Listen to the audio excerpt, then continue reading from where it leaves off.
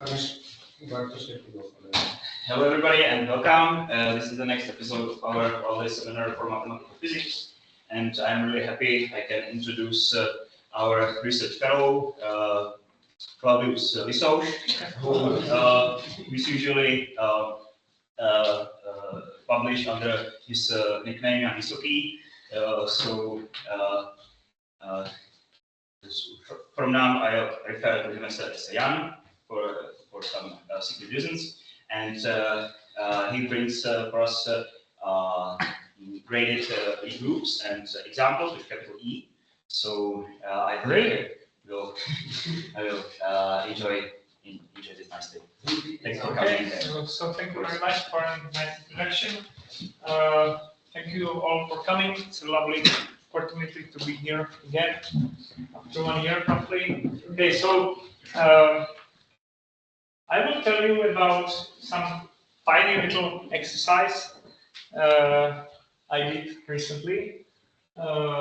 It's based on my collaboration with my PhD student, Munka, who did some elements of graded E theory for his master thesis, and he defines in his thesis what is a graded E group or the settings of graded manifolds. And I always thought, okay, so we need some nice examples. So that's what I intend to show you, to give you some free examples of graded E groups for, and that's it. So there's nothing too special about it, but I think it's interesting to have something in hand. So what is rough outline of my talk? First, I will give you a very quick recap on graded manifolds. So I will tell you what are graded manifolds.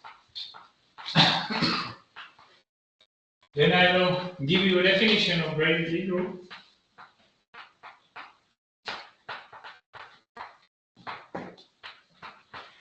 And then I will give you some examples with capital E, which is said. Okay. So I will be intentionally not very precise when defining graded manifolds. So let me tell you roughly what graded manifolds are. Okay, so in a nutshell, by graded, first of all, by graded, I always mean Z graded. So my grading is employing the group of integers. And roughly, what I want to do is to allow for coordinates.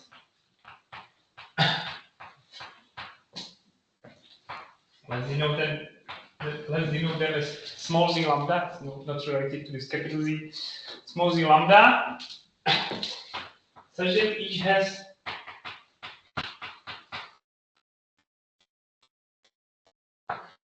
a degree. So I will have a theory where the coordinate functions will have some degree, and this degree will be some integer number. And my coordinates sometimes commute and sometimes anti-commute, and the precise sign which appears is governed by this degree. So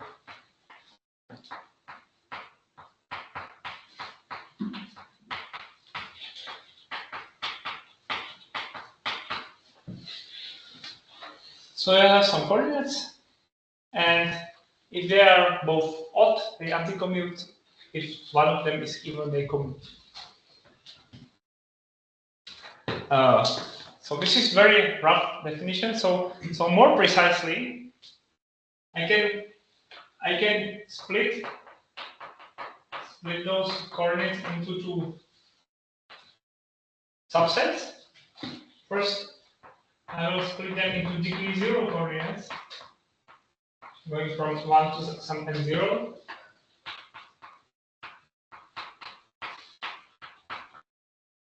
and some non-zero degree coordinates. I1 goes to some psi. We know this numbers and star.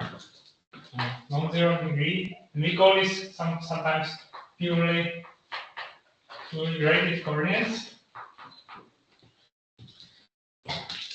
And then each function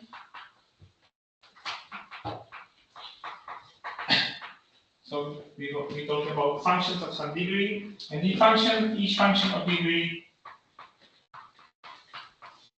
So it has again some integer degree, and each function of degree is locally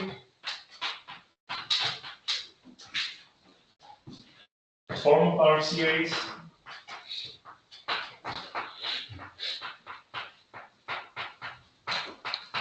So it's a form of our series. So there is a infinite sum over some infinite indexing set, small p, and the coefficients of this power series are smooth functions of these degree 0 coordinates, and the power series coordinates, like this series coordinates are those purely graded ones. So there is some sum and form power series, and this psi would be is just a shorthand for like product of various powers of those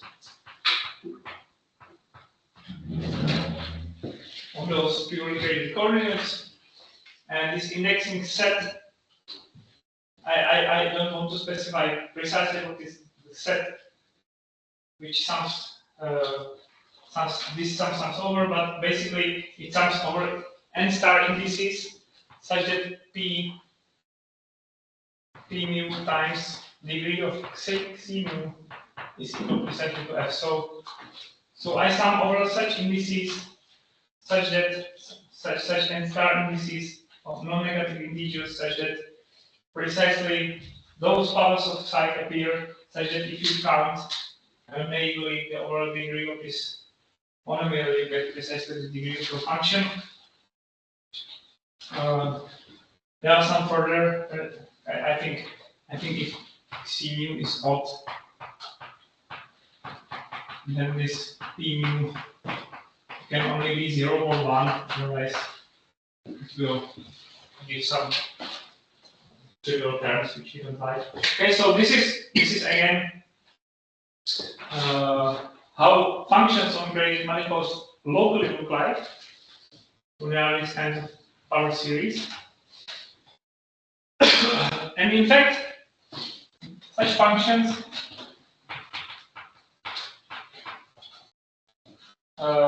form sections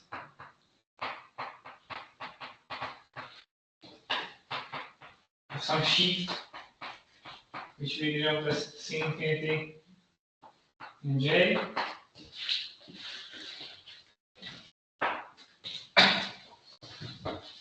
Of graded commutative associative algebras.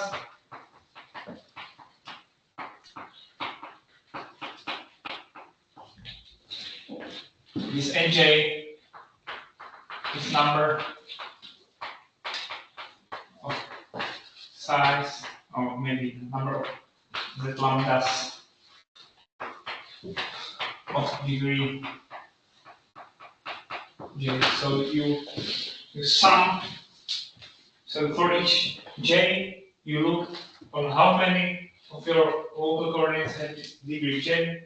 You denote this integer, non-negative integers in j, and you form the sequence which parameterizes kind of tells you which sheaf you have.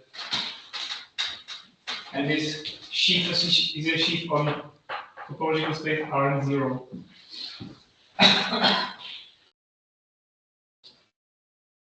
Okay, so this is how I don't want to go into details, so it's a sheaf of algebra, so we have to define how the product of such form of power series is defined, how the restriction of your sections is defined. Basically, you just restrict the coefficient functions to small open subsets. This gives you restriction. Then you have to prove that it's a sheaf. You have to prove that it's in fact locally ready, locally in space, etc.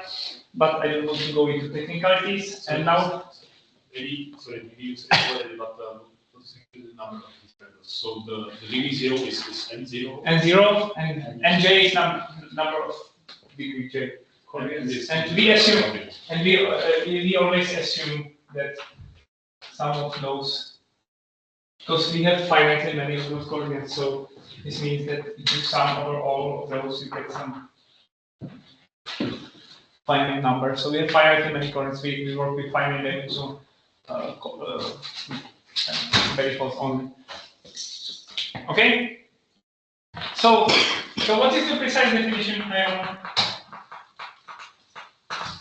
So what is the precise definition? So a graded manifold of a graded dimension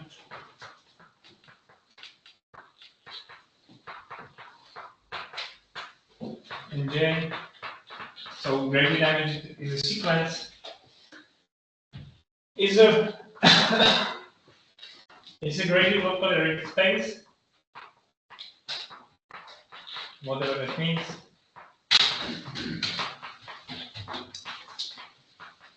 So curly M.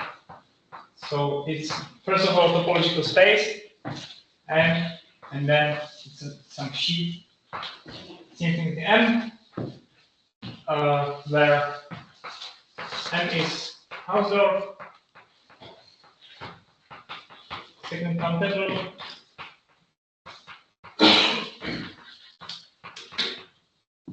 and this infinity M, it's sheaf of GCS, right? Rate limited associative algebras on M. And local ring space means that if you look at stalks of your sheaf, they are already local rings. Rings. So just what I mean by graded local ring space. And then of course you have to specify what's your local model, and I say that it's local isomorphic to this sheaf here. So it means that at every point of M there is some open neighborhood such that restriction of this sheaf is isomorphic to some restriction of the sheaf there. And there is some homeomorphism between some open subset of M to some open subset of R0, and you have to push forward one of their sheaves so that they are sheaves over the same open subset. Then this is what's meant by this locally isomorphic tool. Okay?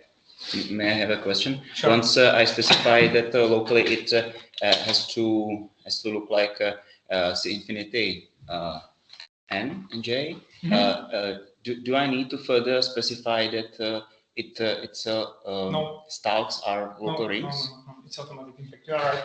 So it's somewhat more natural to first speak about local ring space and then to say that they are local isomorphic to this guy. Of course, they are automatic because if they are locally isomorphic to this guy, they are automatically the stars are automatically local. So you are perfectly correct that it's not necessary.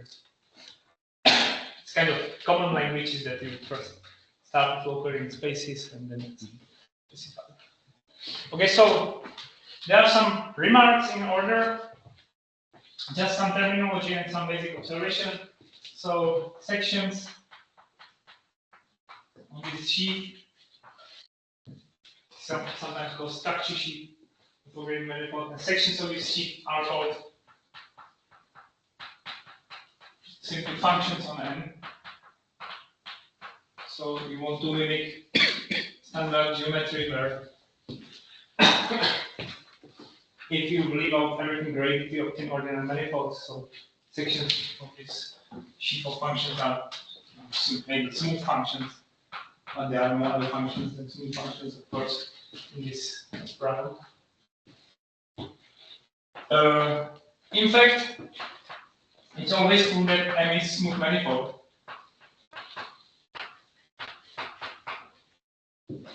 Because you can use this local isomorphism to this guy to actually prove that you have automatically and smooth atlas on M. This M becomes a smooth manifold with respect to this atlas. And each function, so if you take local section of this sheaf, so this section of some open subset U has a body, which is an ordinary function, and this ordinary manifold U is smooth. So every function on your ordinary manifold has naturally assigned the ordinary function to say open subset of the underlying smooth manifold U. What are smooth maps? So graded smooth maps.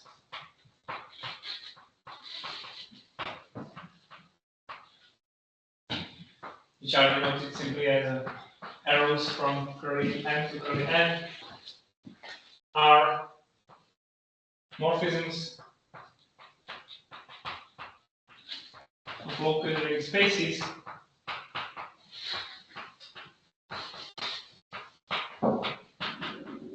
and what are morphisms of local ring spaces? They are pairs.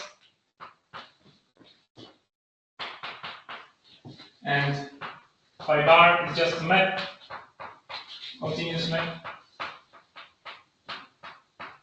of the underlying topological spaces, and this phi star is a morphism from sheaf, structure sheaf of the curly N manifold to push forward sheaf of the other manifold using this continuous map, and this is sheaf. This is the sheaf morphism.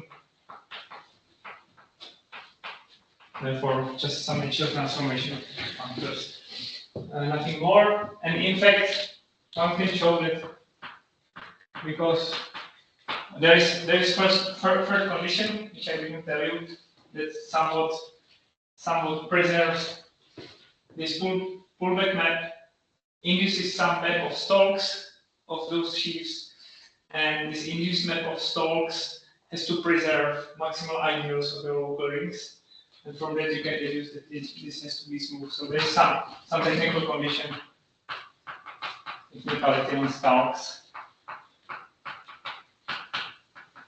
which then implies that in fact this underlying continuous map has to be smooth. Okay, and with respect to these morphisms, we have category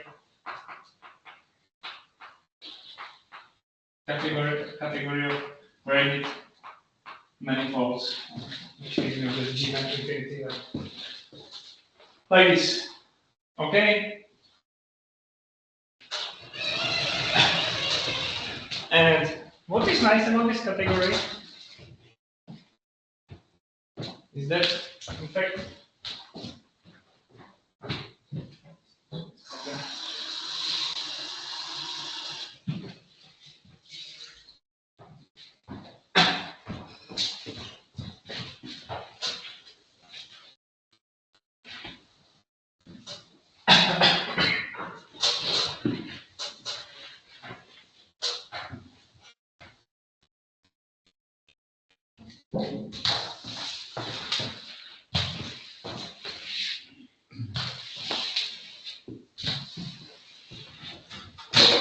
and what is nice about this category is that this category has finite products.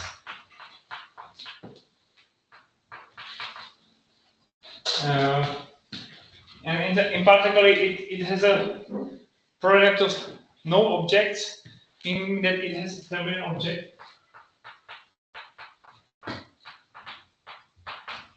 It has I don't know which subject to use. Terminal objects or a terminal object. And what's a terminal object in this category? It's obvious. It's just a single point manifold viewed as a graded manifold. So singleton is your terminal object. What is your sheaf of functions on singleton? Sheaf of functions. So you have only one non-empty open set, which is the whole guy, right? And then this open set, and the whole guy. So the algebra associated to this whole guy is just R with trivial grading. It's your sheaf.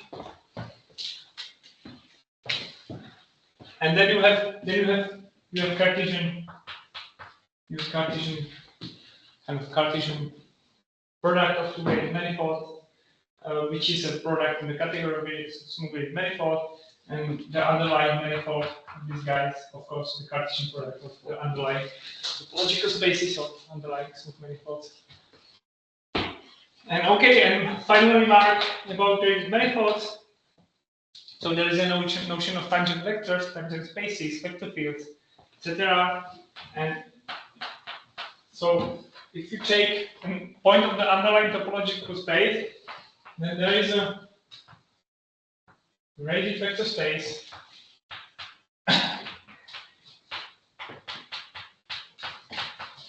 called tangent space at M.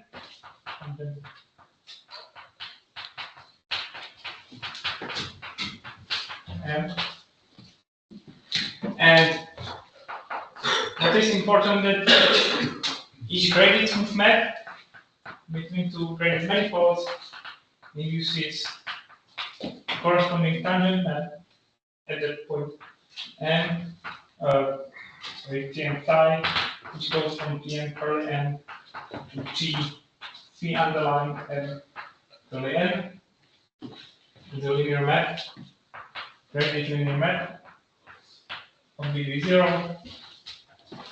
And that's important because then you can talk about graded, about tangent maps, which are just linear maps. You can talk about their rank. In particular, you can talk about local diffeomorphisms. You can talk about emergence. You can talk about submeasures, etc. So there is an inverse function theorem for graded manifolds, which tells you if your graded smooth map has an invertible tangent map at every point, then it's local diffeomorphism. So that's open set. No, if there's a single point and when it's invertible, then there is some neighborhood of this point such that phi to this neighborhood is a bit invertible.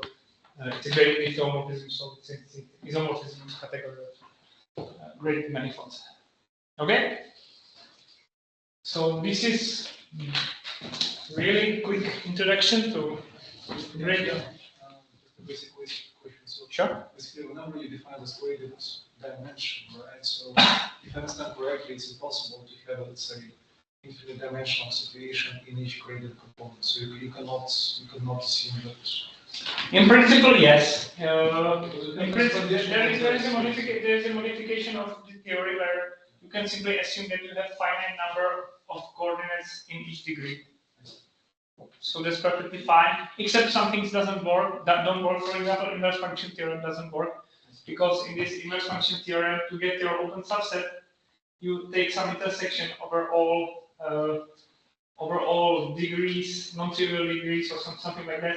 And if you have infinitely many of them non-zero, if you have coordinates in infinitely many degrees, then this map between infinitely dimensional graded vector spaces, although they have finite components, but then you cannot take intersection of all of those to get some non-trivial neighborhood. So you have to be careful, but some things do work. Can I also ask you, like, where do you use the condition about the series of NGs in fact converges? It doesn't mean that it's not convergent. This basically it's not convergent. It's because they are non-negative integers. Yes. So this simply means that it's fine. It's finite. It's finite. Okay. So you have only finite many of them non-zero. Okay. So it's not convergent.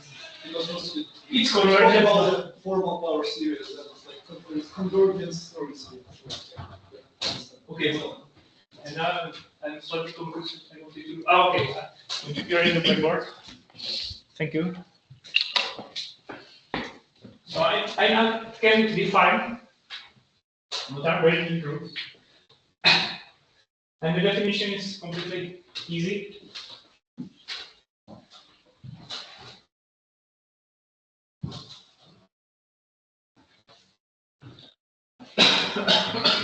Sorry.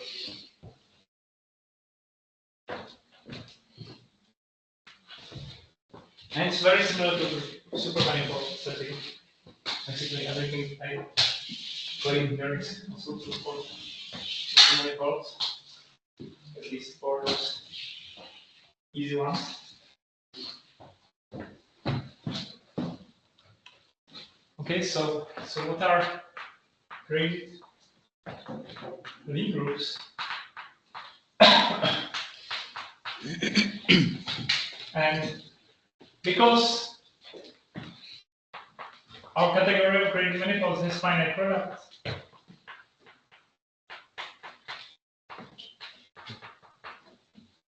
this means that we can talk about group objects. So gradient group is a group object in this category. That is, what is a group object? Group object is an object. Then there are three structure maps we have. So G is object. So just a gradient manifold. Mu is a gradient smooth map from G times G to G. This I inverse map goes from G to G. And this E, which is called the unit of your group, is a map from the terminal object, which is just a singleton to your object G. And all of those are morphisms in the category. They are gradient smooth maps. And then there are some axioms. These axioms. I don't want to write it down explicitly, but basically they mimic the axioms of groups. So you have associativity, the fact that this is inverse and this is a unit. So for example, the unit, you can write it like this. So you take G, and then you take something like identity in the first input and E composed with some terminal arrow, some technicality here, like you just G, and then you get to G, then you can multiply, you get to G, so you get the identity in this EG. So you have G, you have your terminal object, then you have your unit, and this EG is just composition. So you can always pre-compose. So for every object, you get the map from G to G using unit, simply by using terminal arrow. You need terminal arrow into your terminal object. And this is just the axiom that if you multiply by unit from the right, this gives you nothing. And there is the opposite axiom where you switch these two guys. And then there is similar axiom with inverse, associativity, etc. And this is your gradient group. So just a group object.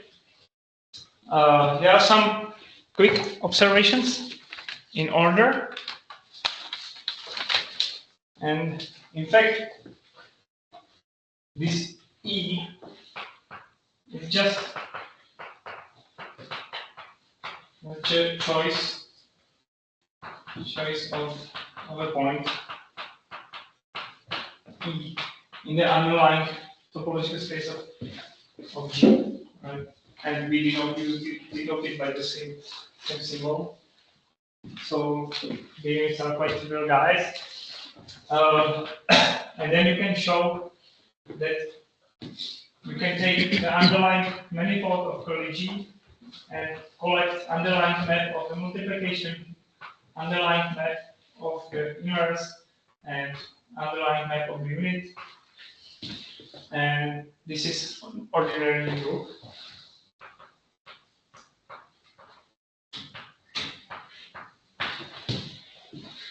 Okay, so every graded group has for free some underlying ordinary group. There are some remarks in order, and one very important remark is that graded group is not group.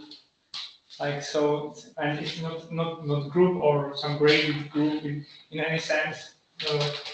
There is no kind of multiplication from curly G times curly G to G, like algebraic one. So graded groups are not groups, but it's the same for supermanifolds. Lie supergroups are also not Lie groups. Oh, not groups. So could you repeat what sports? Sorry? Could you repeat what breaks down? Because this curly G is not a set. This big G, capital G, this one, is not a set.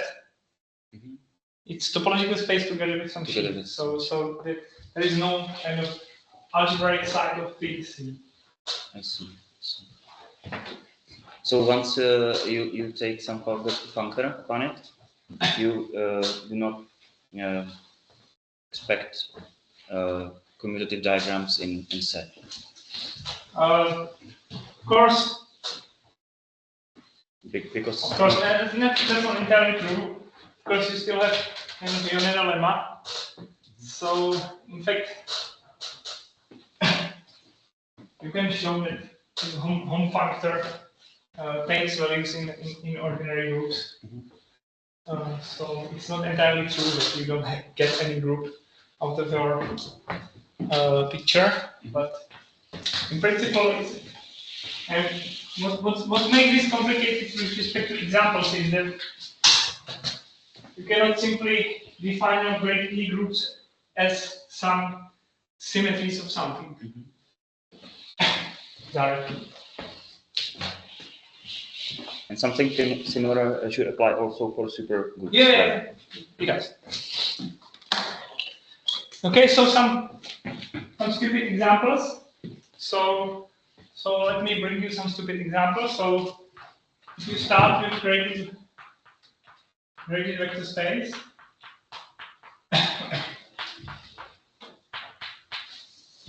then to any graded vector space by any dimension, there is an associated graded manifold, which is usually also denoted as X, but for a second we denote it as GR of X, associated graded manifold.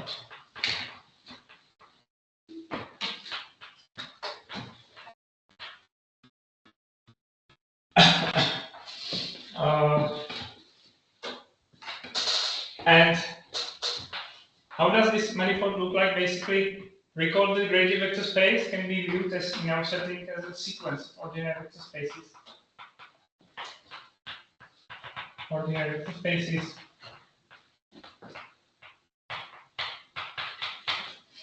And this graded manifold is over topological space X0. So you take zero component of this graded vector space. This is your underlying manifold, and then basically what your graded manifold is that you choose some basis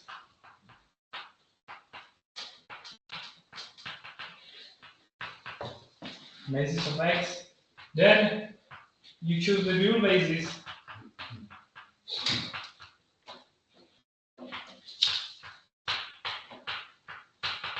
And to the dual basis you associate global coordinates on this GR of X. And your global coordinates on GR of X, they transform precisely as the vectors of dual basis. If you choose different bases, there is some matrix which mixes them, and therefore your dual basis somehow mix, and therefore your coordinates are somewhat mixed. And that's all I want to say about this way how to associate graded manifolds. There is a direct prescription for this sheet, so I can give you really something concrete here, something like extended symmetric algebra with coefficients in smooth functions on x0, so something like that. Some nice functorial thing. In fact, this assignment of x to grx is a functor from the category of finite dimensional real graded vector spaces to the category of graded manifolds.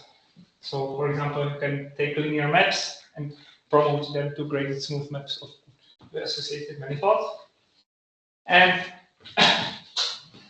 so, if you are in this situation, then in fact you can promote addition to graded smooth map of gr times x times grx. There is a direct prescription how to define this plus. Explicitly, the underlying map is just addition in x0.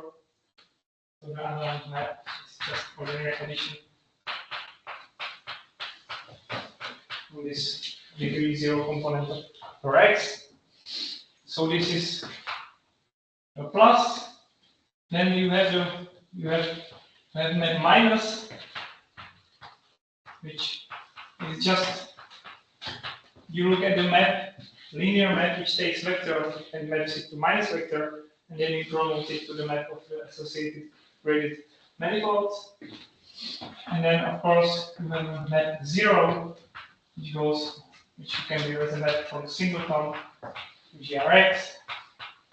So the underlying map is just map which is associated to the point 0 vector here in x0.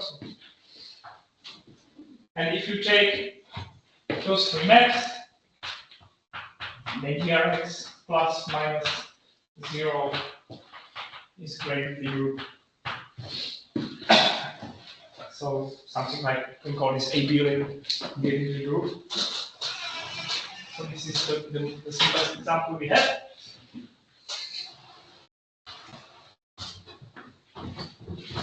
Which is not particularly interesting. Therefore, I will tell you more now.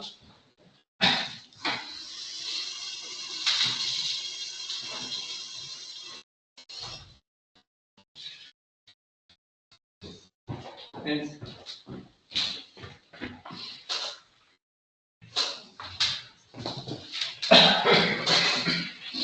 right.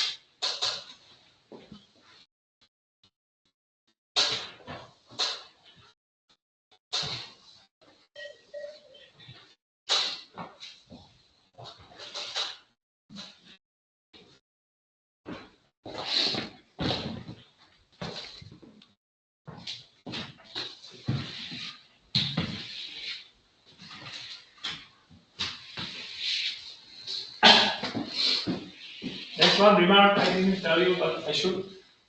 That for every gradedly group, there is an associated gradedly algebra. So if you start with gradedly group,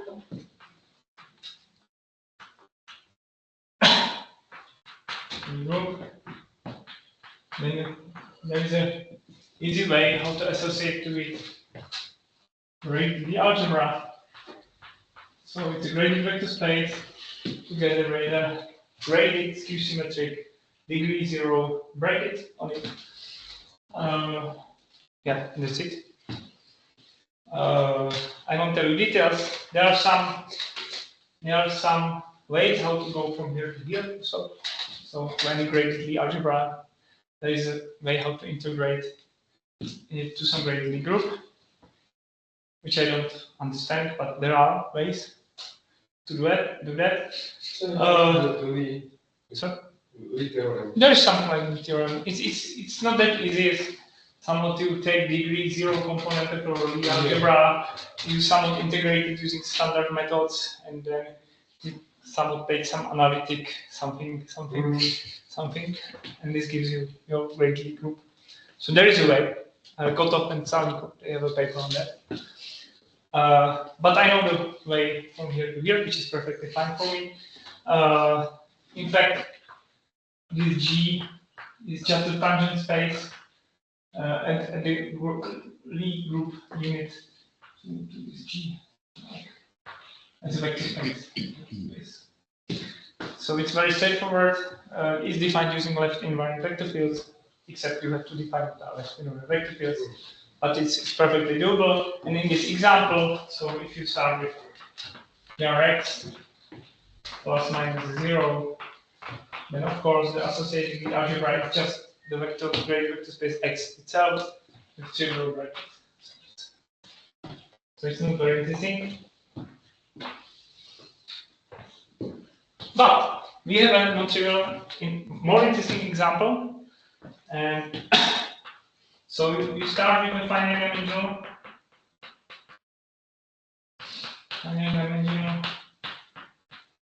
graded vector space.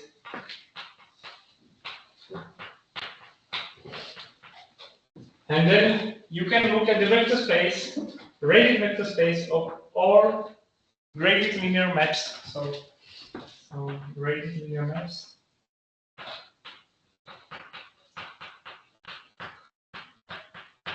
Okay, so this is a graded vector space, and its k component is a set of vector space maps from V to V, such that degree of phi is k. So it's set of linear maps which shift, meaning that phi degree of phi of V is degree phi plus degree of V. So you simply look at the space of all graded linear maps at various degrees, and degree k component of the graded vector space is vector space of degree k linear maps, ordinary linear maps between graded vector space. And it's not difficult to see that if you take GLV and you take ordinary graded commutator of maps from here, so graded commutators is the graded commutator of two linear maps, and this forms a graded algebra of degree 0. So you can ask yourself, okay, is there a graded group integrating this guy? So is there a graded group such that it's the algebra? The answer is yes. Right. Sorry? But shouldn't this mean that you will have infinitely many components of every and you forbid that? No, because V is finite dimensional, so there is a limit on how many degrees you can jump. So this is in fact finite dimensional. Because you cannot, because you have finite dimensional great vector space, so there is some limit on degree. So you have some upper limit on degree of your vectors, and so you cannot. Of course you can, but all your maps are trivial. So this is finite dimensional great vector space. Thank you. Good comment. It's not like super obvious. Okay, so is there graded group which we suggested to do this capital GLV? And their answer is yes. So where are my notes?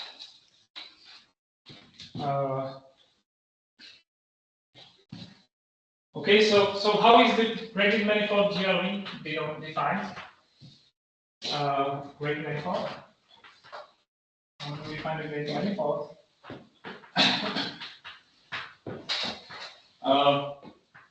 Okay, so let I be finite set of all those degrees such that Vk is non-trivial. So finitely many of the components of V are non-trivial, so this is just some finite set I.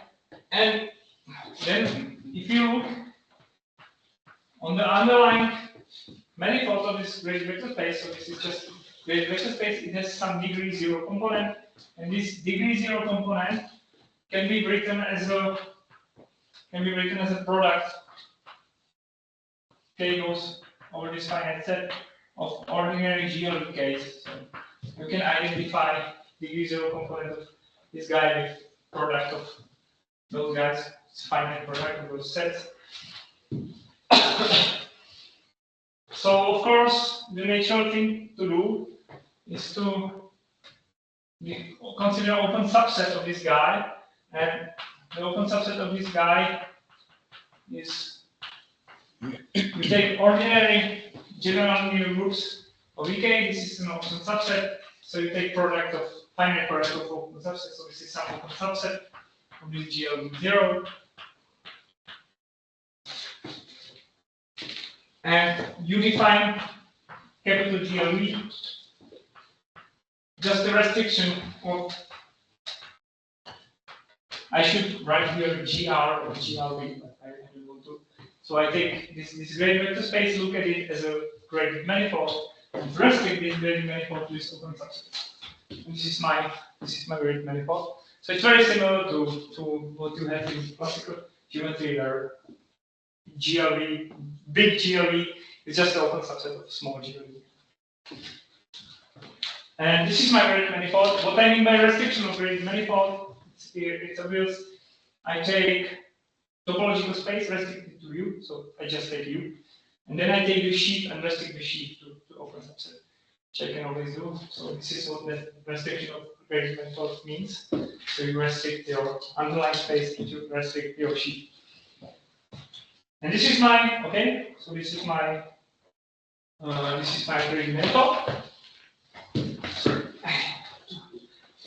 racist, so I'm going to kill myself. What is the multiplication? It's also easy. You somewhat want to use the multiplication of maps, right? Because in classical setting, multiplication in general linear group is just a restriction of multiplication of matrices. So I can do something similar here, except I have to be more careful. Wait. It seems that I won't have time to go into orthogonal group. Supposed to be the most interesting part. Usual. What time did I start? I don't know. About Quarter past yeah, 2, something like that. So I have like 15 minutes. yeah. That's fine. That's fine.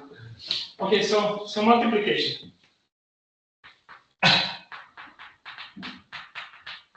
How do I define multiplication? Multiplication station. Okay. So I have degree 0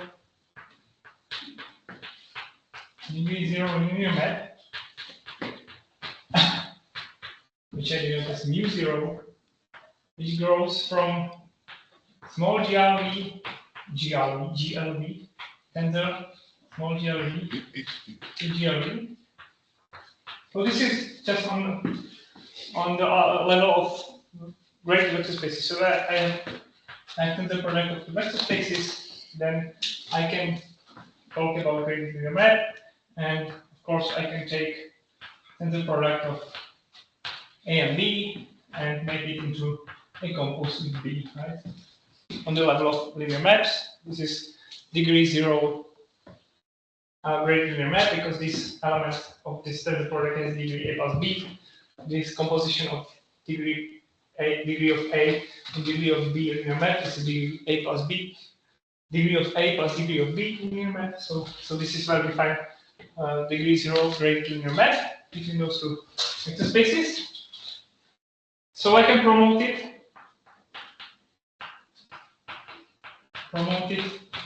to smooth map, very smooth map.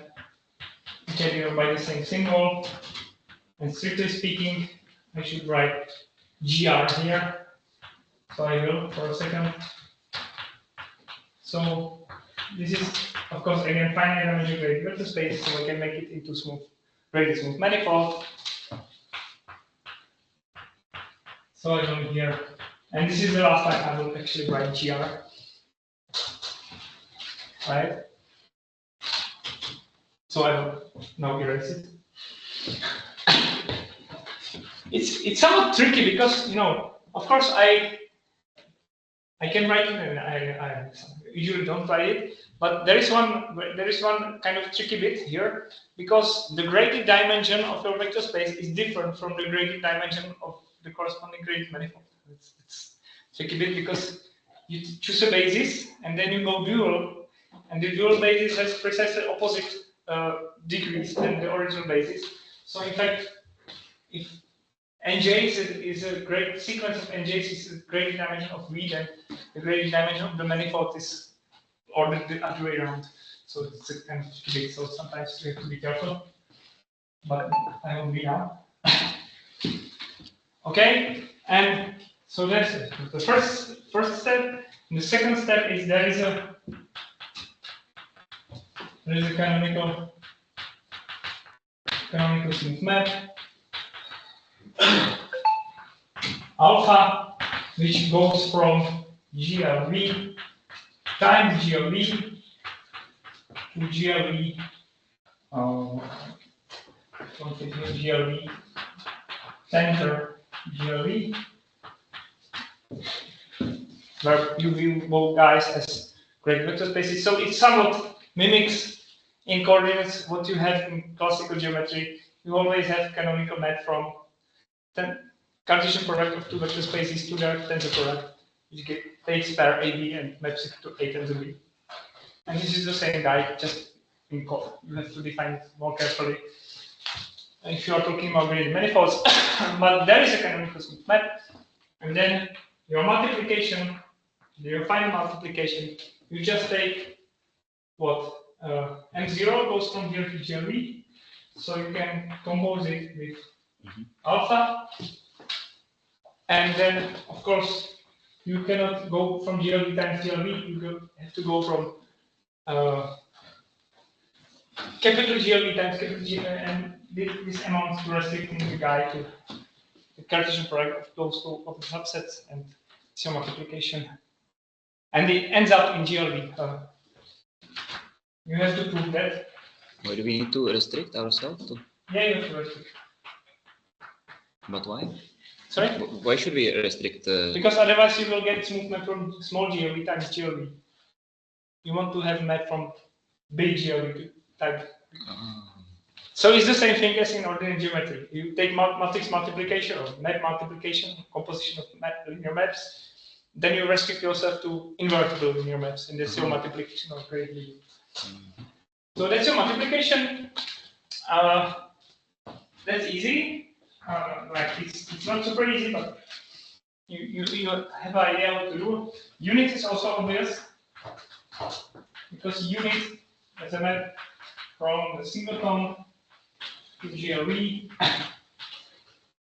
which is just GLV restricted to U. So as I told you, the unit is just the choice of a point in the underlying manifold, right? And your underlying manifold is just U. So this E as a point is just the choice of a point in U. And U is product of copies of GLV. So you simply take sequence of units in your respective GLVs. And this is your unit. So that's easy. And there's not much, there is no other choice possible, basically, because you know that your U has to be legal, right? This is the unit of your groups. Don't have many possibilities. But in inverse, it is interesting. And because it's interesting, I won't tell you about it. Because you have to really cleverly, in a cunning way, you have to guess it. And you have to do it in coordinates. So you choose some global coordinates of GRE, and then you prescribe what it is. What the pullback of this inverse map looks like explicitly. It's somewhat motivated by the fact that how you invert matrices valued in graded algebras. So you first take out degree 0 elements, then degree 0 components you can invert some normal formulas, and non-zero degree components are invented using Neumann series. So you take some infinite sub-series. Then you have to check that this infinite series is in fact not so infinite, so it's somewhat tamed. So if you look at it degree by degree, you get finite sums in fact. And you define it using your infinite finite sums, and this gives you the formula for inverse. And because the inverse, when it exists, it's unique, you have to find one, and you have your one. There is no other. So you get the formula, and this is it. And not surprisingly, if you look at the Lie algebra of this Lie group, you get really, it gets really great algebra. And now I don't have time, so I will be really quick about the graded orthogonal group, which is a shame.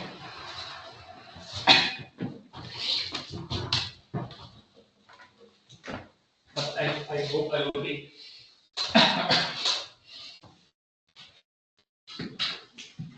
Because it's there are various ways how to approach this. For example, in supergeometry, if you look into Meining's book, he defines all these classical graded supergroups using functor of points, which I don't understand. So it's more pedestrian.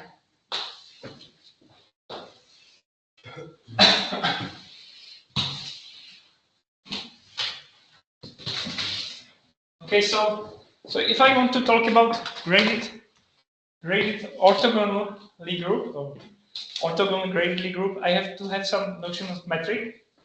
So if I have a graded vector space, what is a metric on graded vector space? So metric is an isomorphism from V to V star.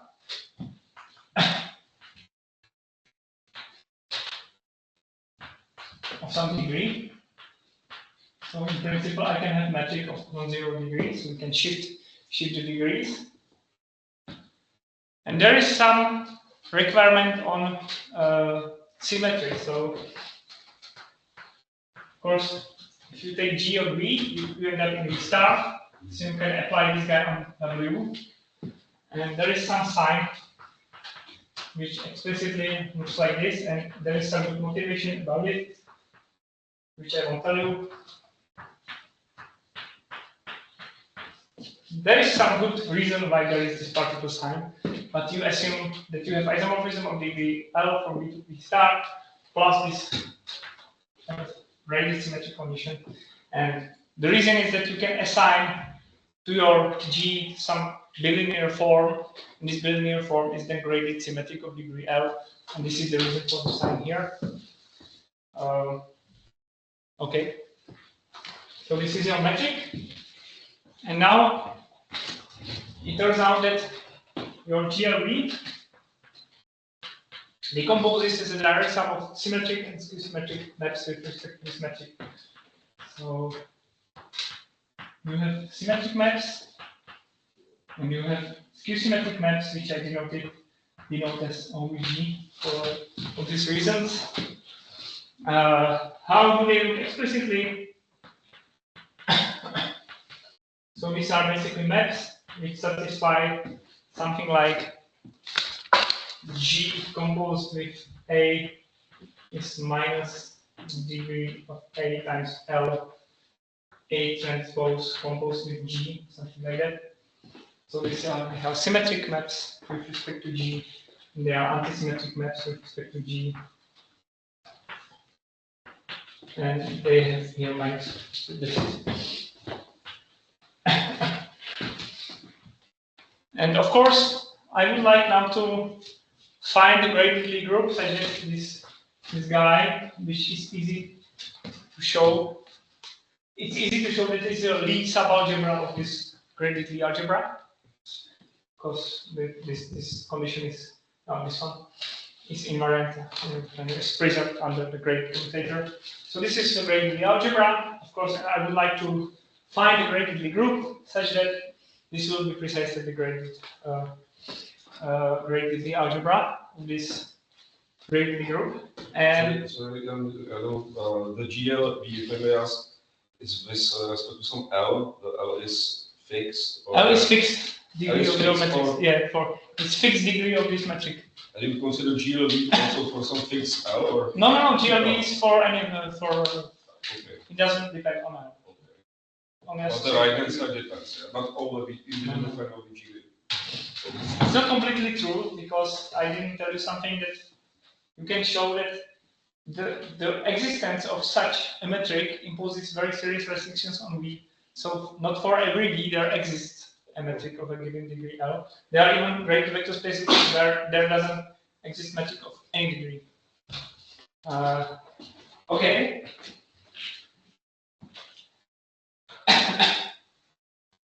and I don't have too much time, but I can construct. The answer is okay. There is a great Lie group, and how does one approaches that? So I construct a map tau, which looks like this. A linear map, and it looks like this. This is tau. This is a map from GLE to GLE. And in fact, these two subspaces are then precisely +1 and -1 vector spaces of this map. You can show that. Sorry. And and you can. Sorry. So this is a great Lie map. No, that goes from V star to V. Yeah, you are right. It should be G and G.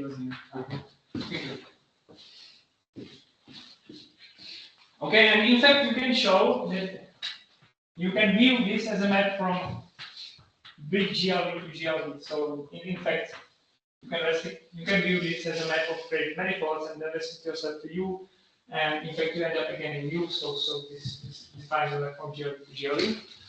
And then you can define phi to be a composition of mu multiplication with tau and identity on GLE. This is mapped from GLE to GLE. We have to show that it ends up in GLE again. It's not. It's obvious. So this is map phi, and in fact, this phi can be viewed as a map from GLE to the greatest submanifold of invertible symmetric matrices, which I will tell you what is. It's some submanifold of this graded vector space, viewed as a manifold, great manifold. This is some of the submanifold of this guy. And this phi can be viewed as a map from here to here. Now, how do you define orthogonal group? Easy. So I will take here what? You take here singleton. You take here space of invertible symmetric graded manifold of symmetric invertible matrices. You have GLE here. You have this matrix phi here. You have and this map here is in fact the unit of your gradient Lie group. It can be used as a map from single point to the space of multiple symmetric matrices, and then you simply define OVG by this diagram. So declare OVG to be pullback to this diagram. And then, of course, what it mimics, okay, so mimics the observation that classically with ordinary geometry you look at matrices which satisfy phi of A, or maps. It says phi of A is identity on V. That's basically what it is. And phi of A, if you multiply it, if you look at it, how this tau is defined, and if you forget about the signs, in fact phi of A is something like G inverse A transpose GA is equal to V. And this is precisely what you call orthogonal matrices, right? If you just move G here, you get A transpose GA is G, which is precisely what you call orthogonal matrices to G. So this perfectly mimics this construction, except you have to use it in slightly different words. So you have to have some maps, and you have to prove that this exists. This pullback exists, and it's unique. Of course, it's pullback, so it's unique up to a graded isomorphism. And okay, so what you have to prove, basically, you are saying that this manifold is a level set of this map phi with respect to this point, in fact. So you have to prove that phi is surjective summation. If you prove that it's surjective, not surjective summation, but if you look at the point E, then it has to be summation at all points which map to E.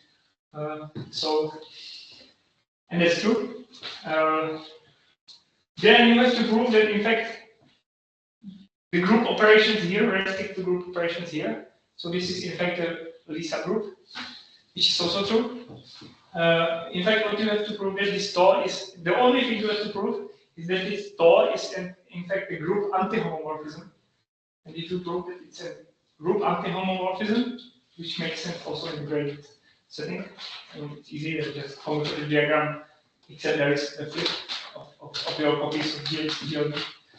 And if you prove that this is a group anti-homomorphism, then it's automatic that this is a graded. And it also mimics the ordinary, like if you want to prove that this condition is closed under the composition of A and B, you have to in fact use that this guy, if you plug here A times B, it kind of gives you the B transpose and A transpose with some G's around. And that's it. It's Lie algebra. It's graded Lie algebra. It's indeed this guy.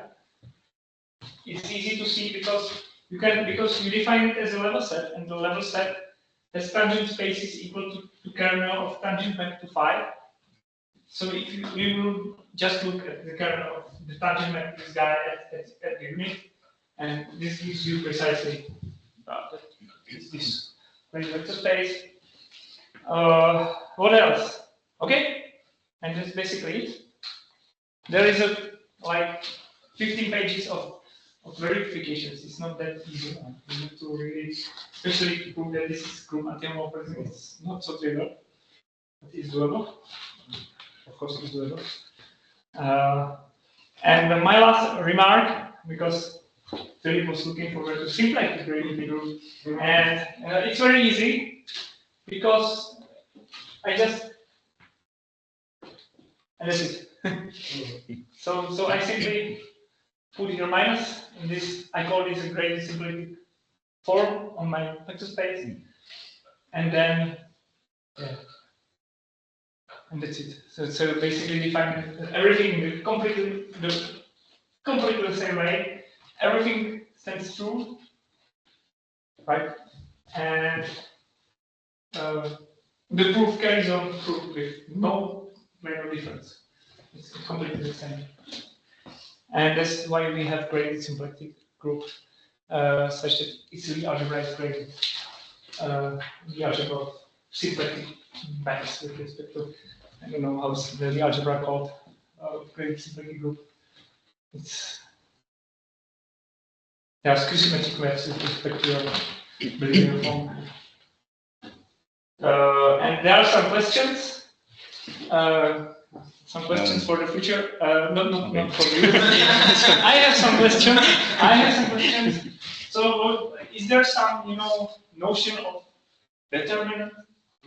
We know that in a super manifold setting there is Berezinian. So there is a Berezinian which can be viewed as a group, graded group morphism from general linear group to general linear group of a real line or something like that. And you simply look at the kernel, and it's your special linear super group. Question is there some notion of graded Berezinian? Of course there is. Like there has to be. There is no question. Like this is not a question. Question is how does it look like? We just have to think about it and find it, which I hope we will be able. And of course, there are some other classical series of graded supergroups. There are some other classical graded supergroups, Lie supergroups, which should be also somewhat mimicable like this procedure. So that's it. So I hope this gives you some nice examples. We now have, for example, we can now talk about orthogonal frame bundles and such things. We expect this application of this is that we fully expect to, if you have graded vector bundle with some metric, then frames which are orthonormal with respect to this metric somewhat transform between each other using transition maps, which can be viewed as a maps valued in this graded orthogonal group. That will be nice, and that will be true. Not only it has to be true. So thank you very much. Thank you. Thank you for nice talk. And even though we are running out of time, we had a nicer delay than just 5 minutes. So let me thank the speaker again and open the discussion panel. So, any questions? Discussion panel, okay. I have one question concerning open problems and generalizations, and concerning generalization of Lie super algebras. If you know some, I found the literature epsilon algebras and graded and color Lie algebras, and I will find again some analog of group for the color Lie graded Lie super algebra, some analog of group. So this is the question, and I will tell you from physics. Why I need it from physics? Because I need to generalize the Hartmann-Slonius theorem, which started the program of supersymmetry in physics. And I need for some physical reasons to generalize this theorem. And the possibility is to generalize the graded Lie superalgebra. And so I found also something already in literature, and so what do you know about this? No. Sorry.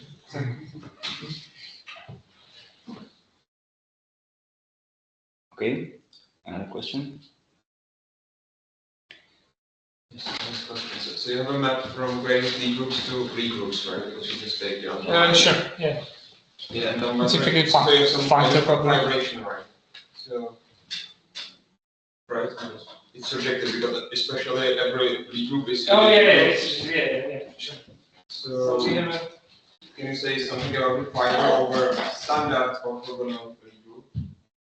Like, so you're asking whether there is more than just your Lie group. Okay, so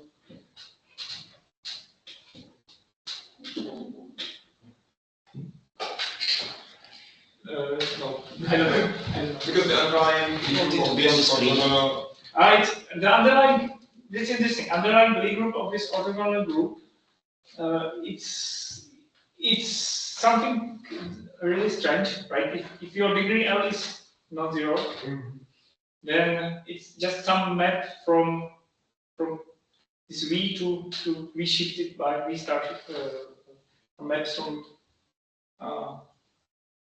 It's an interesting question how the underlying manifold in fact looks like. I think sometimes it's just a trivial group. It can happen that it's a trivial group, so there are no degree 0 maps which something maybe I don't know, but yeah, I don't know.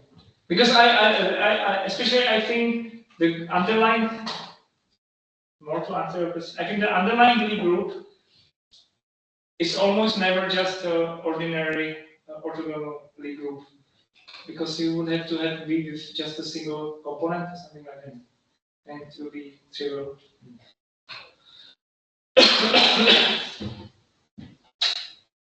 Yeah, okay. Can you do OX? Oidification. Graded group OX. Graded. I don't see. Why not? Why not? Yeah. Because I think there's a notion of groupoid object in categories. Yeah, exactly.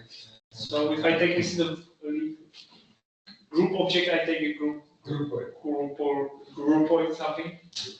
And yeah, I think the notion of graded groupoid will be completely the same.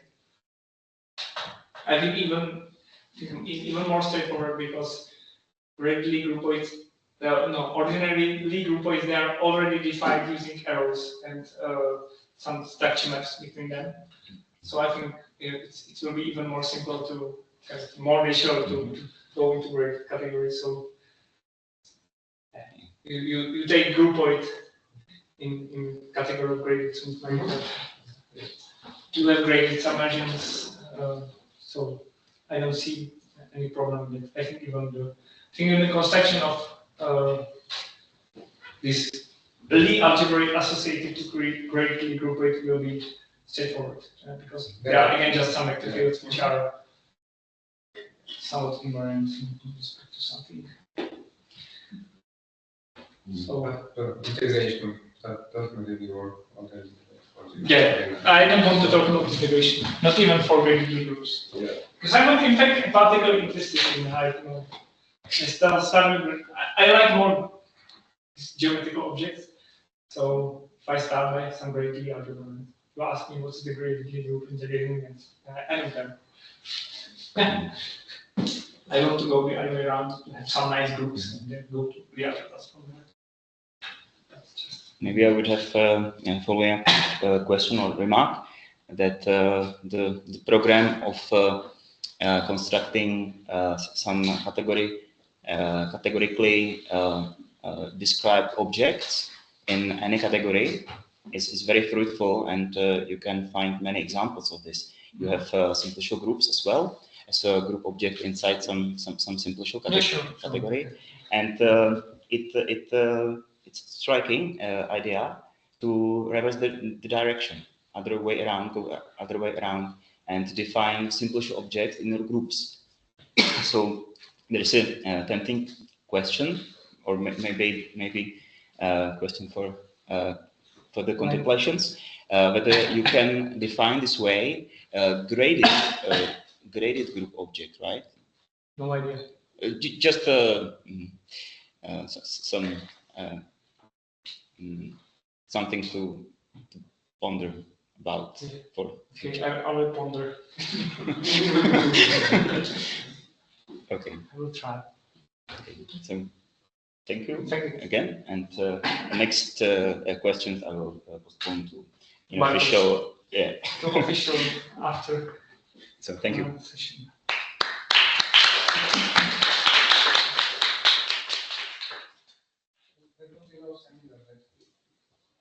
Yeah. Gotcha deadline.